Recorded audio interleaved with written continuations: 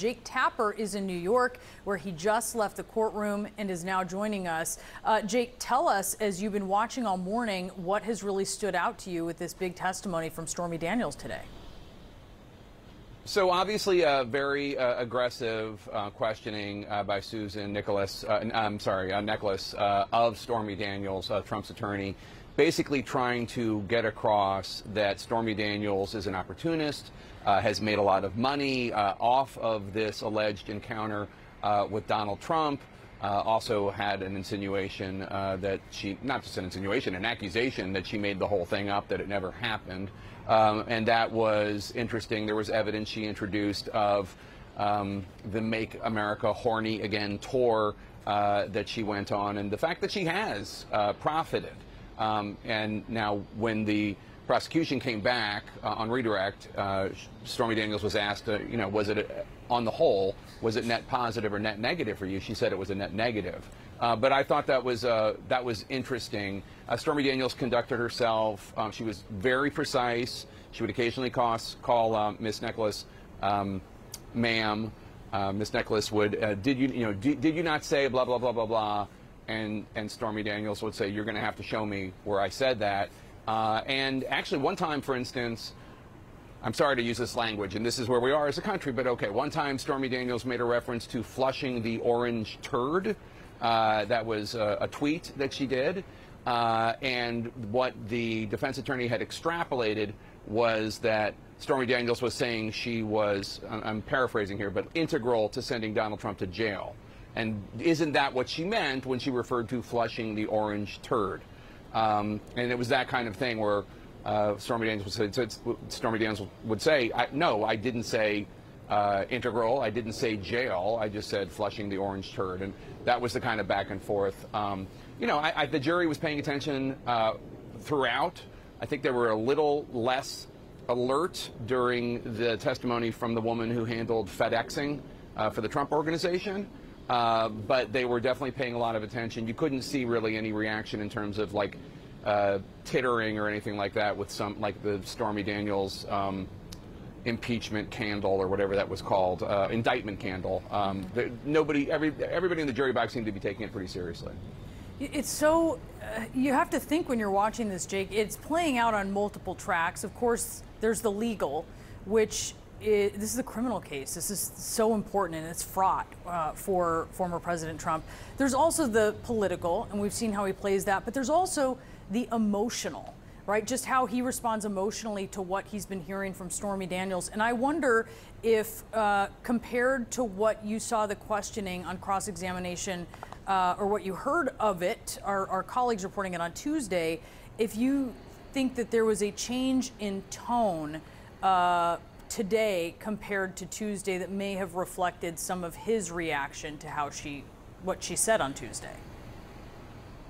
Well, I mean, I don't know where they were headed before, and I wasn't in the courtroom on Tuesday, so it's difficult for me to make a complete answer, comparison. But I will say, they definitely were driving at, to the extent that they were allowed to within the parameters set by the judge, they were definitely driving at the defense attorneys the accusation that she made the whole thing up, that Donald Trump was just one celebrity of many at this golf tournament in Lake Tahoe, and that none of it happened, and she's still just been trying to make money. They pointed out that some of her story had changed from interview to interview, whether it was Vogue or In Touch or Anderson or whatever.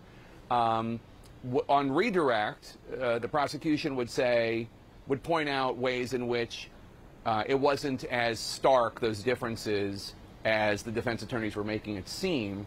But I certainly thought the defense attorneys were effective. I don't think that they made their case that this didn't happen. But I certainly think they made their case that the story since 2006, as I don't think would be strange for anybody telling any story, has gone through different permutations, especially as different news organizations have told it in their ways. How important is this next witness who we're going to hear more from after the lunch break, Rebecca Minocchio, who is the former bookkeeper, current Trump org employee, because she's a bit of a link when it comes to the fact that this is a falsifying records case, and there has to be a link to the former president for prosecution to succeed. Yeah, this woman is something of a cipher. I think she's an executive assistant at the Trump Organization. I think she made a comment along the lines of she was kind of discovered at a grocery store and then ended up working for the Trump Organization as a personal assistant, and then worked her way up to executive assistant, and basically is in charge of FedExing things to different people. And so she is the one, because the Trump Organization, the Trump legal team refuses to stipulate anything. They will not stipulate that Donald Trump wrote these 5 books. They will not stipulate that Donald Trump is in the Access Hollywood video, et cetera, et cetera. The prosecution has to then go and prove a whole bunch of things, including a check being sent, or being sent to endorse, or being sent to sign.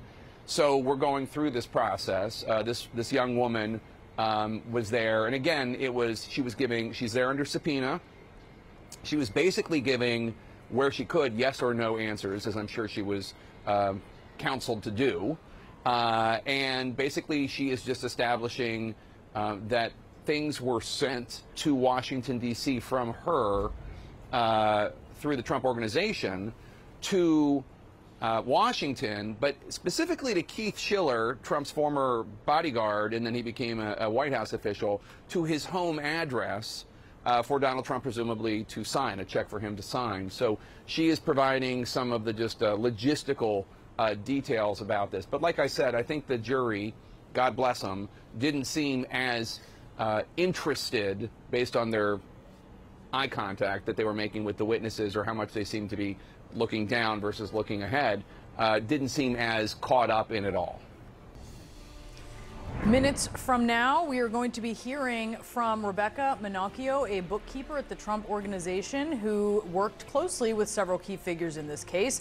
Her testimony coming after Stormy Daniels was on the stand for more than 6 hours over the course of 2 days, today and Tuesday. So let's break down her testimony with CNN senior legal analyst Elie Honig. Elie, take us through this. Yeah, Brianna, for all the salacious detail that the jury heard today on direct and then cross-examination, really the cross-examination comes down to 3 main themes. First of all, Donald Trump's attorneys tried to establish that Stormy Daniels has bias. They came right out. The very first thing they asked Stormy Daniels, am I correct that you hate President Trump?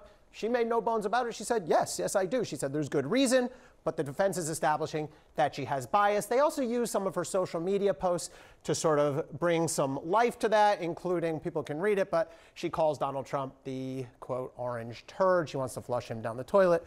Speaks pretty viscerally, I think, to the jury. The second main theme that the defense tried to establish through the cross-examination is that Stormy Daniels has made money off this. She has financial motives here, and they gave us some specific examples. First of all, Stormy Daniels testified today on cross-examination. She made $800,000 for a book advance on her book called Full Disclosure. She, of course, made the $130,000 in the hush money payment, and then $125,000 for a TV deal with NBC. And then the final point that Donald Trump's attorneys tried to bring out on cross-examination is that Stormy Daniels has made prior inconsistent statements in conflict to some extent with her testimony in front of the jury. To that end, they used prior statements that Stormy Daniels had given to various media outlets, including her interview with Anderson Cooper. Now, the discrepancies here were fairly minor. Did they order dinner? Did they eat dinner? Who made the initial introduction, Donald Trump himself or his bodyguard? To me, sort of picking at the margins. The better argument, I think, about her prior inconsistent statements is this signed statement that Stormy Daniels signed in 2018, where she wrote, I am not denying this affair because I was paid hush money. I am denying this affair because it never happened. Now, Stormy Daniels testified she only signed that because she felt pressured. But again, that goes to the third point of the cross-examination, that she has made prior inconsistent statements. Bottom line, how did Daniels relate to the charges here? Yeah, so this was actually the last question that prosecutors asked, that Trump's defense team asked on cross-examination. They asked, what do you know about Donald Trump's business records, which is the charge here? She said, I know nothing about his business records. No, why would I? I think the bigger picture here, though, the prosecution called Stormy Daniels because they want to put a face on this case. They wanted to give the jury the specifics about the incident, the sex in 2006, that really led to everything that follows. Yeah. The alleged sex. I think they're going to have a hard time, we should say, Ellie, the defense arguing that it didn't happen. I'm not sure where the jury is on that, but at this point, Donald Trump is still alleging it didn't happen.